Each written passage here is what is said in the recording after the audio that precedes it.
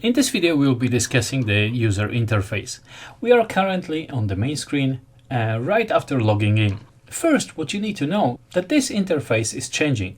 It is in development stage, so the order of the options shown in this video is accurate as of end of April 2023. If you look at that a bit in the future, it will look differently, as since it started, OpenAI has added few things and removed few buttons from here. One more thing is that the interface will look the same on all the machines, but due to the screen sizes, the options might be in different places.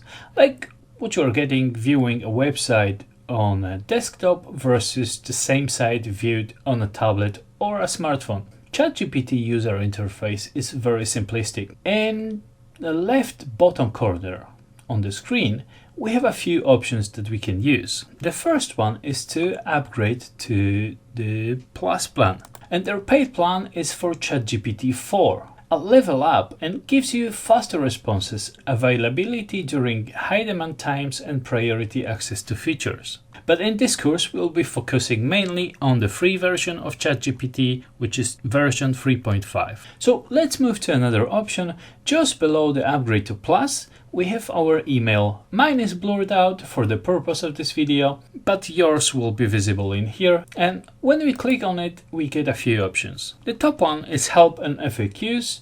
I strongly recommend to check it out, as many of the questions will be answered there. So once we click, it will open a new window and we've got all of the answers here as well. Second option is to clear the chat. When clicked, it will ask us to confirm, and once confirmed, it will basically do what it says. But because it is a two-step process, if you click on it by accident, click anywhere else so that the list will collapse, click back on your email, and the confirm to clear the chat option disappears. So at the very bottom, we've got the logout option, and just underneath the clear conversation, we've got settings. So when click on settings, we get a pop-up with few other options. So let's start with the theme. I prefer dark theme, but by default yours will be set to system or light theme. I kind of try to keep my eyes away from too bright light as much as possible I can. So when working a bit longer with ChatGPT, I do prefer to keep the theme as dark. So down below we have data controls. Click show, and here we can enable and disable the chat history to appear. This option also allows OpenAI to use our chats for training purposes, and by default it is enabled. When disabled, your chats will not appear in the chat's history. Just above the option of the left hand side of the screen, we have designated place for chat history.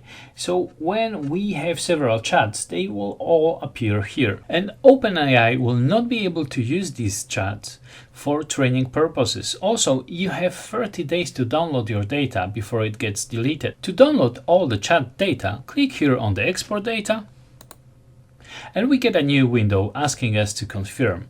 Once confirmed, email will be sent with a link where we can download all our chats. So next option here is delete account button. I'm just not gonna demonstrate how to use it because I don't know what happens. I presume there is a two-step delete account deletion, but I just don't want to risk it. To find out more about the chat history and training, we have a link here, learn more. And when clicked, it takes us to data controls FAQs. And finally, down on the very bottom of the screen, we have our chat box where we can type our questions and prompts.